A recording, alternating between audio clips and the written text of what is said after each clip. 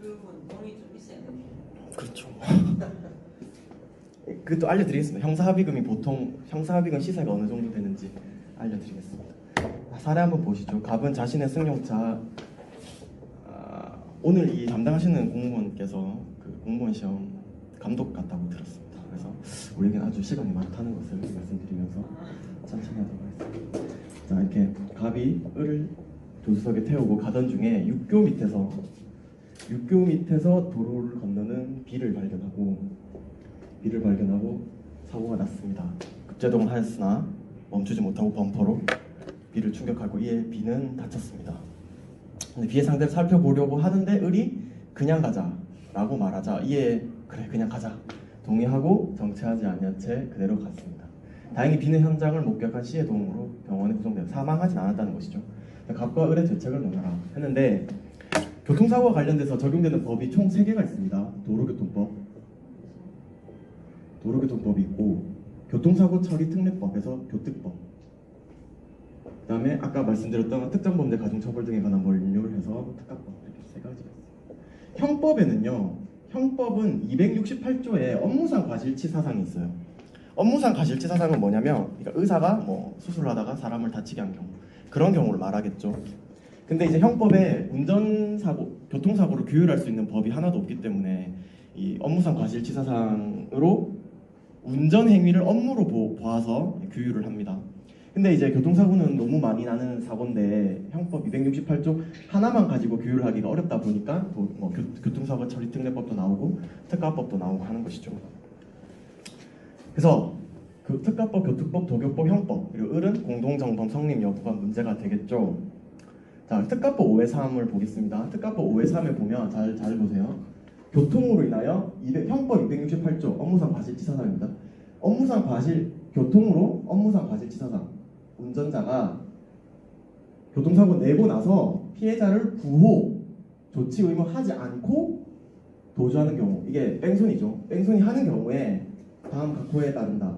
사망, 상해하는 게 이렇다.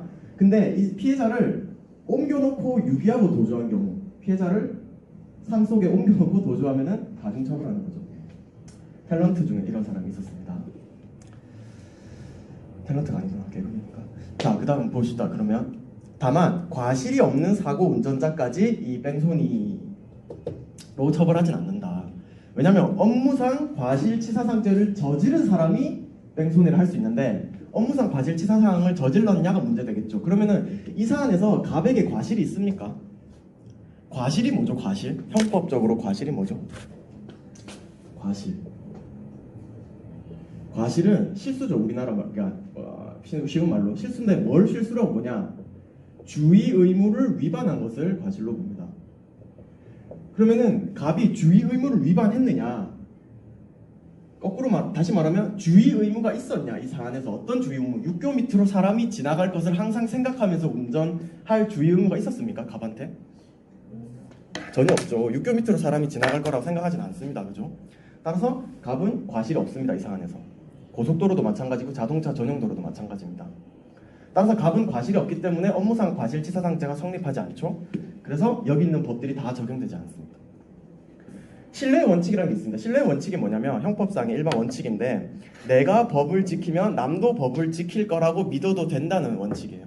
내가 차선을 지키고 가면은 남도 중앙선을 넘지는 않겠지라고 믿어도 된다는 겁니다. 그 믿음은 보호해주겠다는 거예요.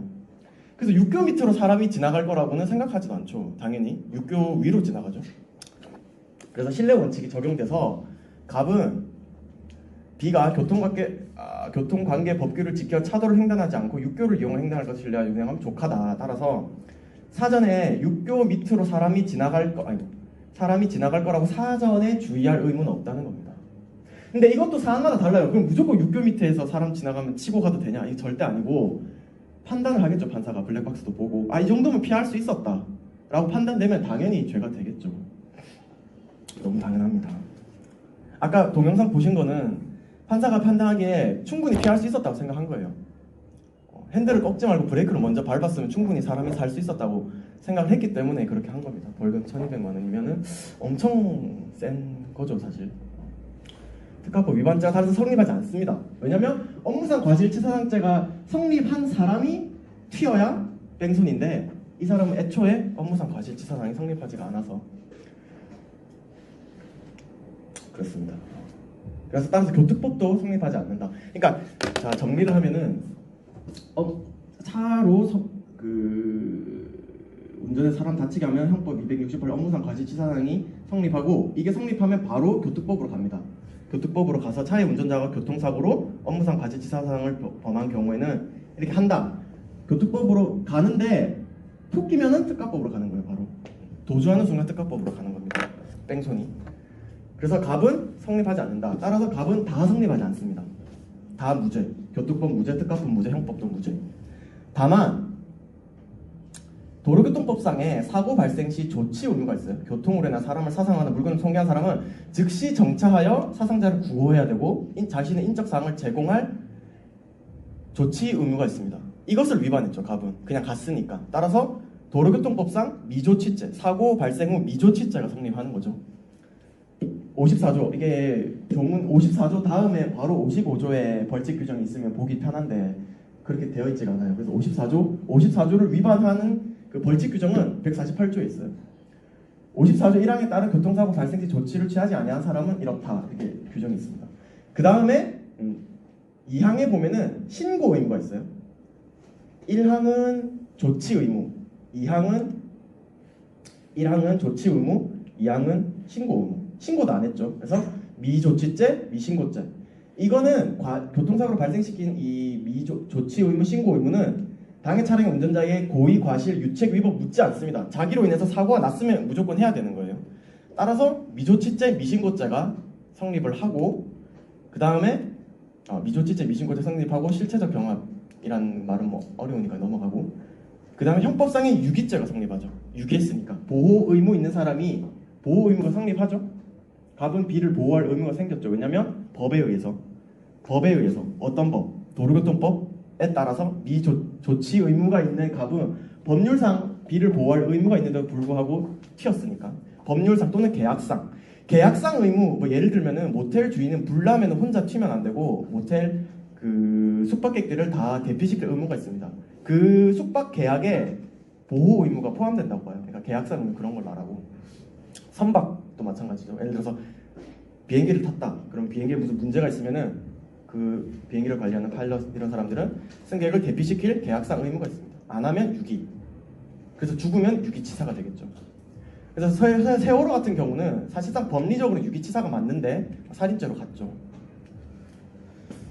그래서 유기죄가 성립합니다. 갑은 유기죄만 성립합니다. 아무것도 성립하지 않습니다. 유기죄. 다만 그럼 B는 실체적 상상이 자꾸 나오는데 실체적 경험, 상상적 경험은 뭐냐면 그냥 간단하게 설명드릴게요. 경합. 나는 실체적 경합이란 말은 그냥 실경이라고 쓰겠습니다. 이거 되게 쉬워요.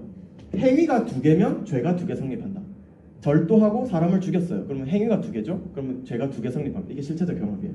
절도하고 뭐 폭행하고 그다음에 또 무슨 뭐 사기죄를 그러면 행위가 3개니까 죄도 3개라는 거예요. 상상적 경합은 행위가 하나입니다. 행위가 한 개인데 자기가 한 행위는 한 개인데 우연히 죄가 여러 개 성립하는 걸 상상적 경합이라고. 미조치라는 행위 하나 있죠. 근데 형법상 유기죄도 성립하니까 이거는 그냥 상상적 경합이라는 겁니다. 이 경우에는 중한죄로만 벌합니다. 그러니까 유기죄로만 벌합니다. 물론 미조치죄 성립은 하고 예를 들어서 그러면은 한번 생각해보시죠. 나중에 설명드리겠지만 무면허 운전죄가 있고 음주운전이 있어요. 이거 상상적 경합이겠습니까? 실체적 경합이겠습니까? 무면허 운전이란 운전을 한 번 한 거죠. 음주운전도 운전 한 번 한 거죠. 그러니까 무면허로 음주하고 운전을 한 번 했어요. 그럼 행위는 하나죠. 그럼 상상적 경합인 거죠. 그래서 음주운전죄로만 처벌이 되는 겁니다. 뭐 그런 게 있으니까 어려운 건 아닌데 중요하지 않습니다. 그래서 근데 그럼 을은 어떻게 되냐? 을은 그냥 가자라고 했지 않습니까? 을이 그냥 가자라고 말하자 이에 동의하고 정차하지 아니한 채 그대로 운전하여 가버렸다는 점에서 공모로서 가담했다. 따라서 을은 유기죄, 공동정범이 성립합니다. 참고로 미조치죄, 미신고죄는 하지 말아야 할 의무를 그러니까 위반한 건데 이 경우 을에게는 그런 의무가 없기 때문에 성립하지 않는다고 하는데 이건 어려우니까 그냥 성립한다. 을도 공동정법 성립한다. 어차피 유기죄로 처벌되는 건 똑같으니까 그렇게 생각하시면 되겠습니다. 두 번째 사례. 갑은 술을 마시고 만취 상태에서 자전거를 운전하여 을의 집으로 가다가 보행신호에 따라 횡단보도를 걸어가고 있던 B를 죄송합니다. 자전거로 치어 B가 중상을 입고 도로 위에 쓰러졌다. 갑은 사고 신고를 받고 긴급 출동한 경찰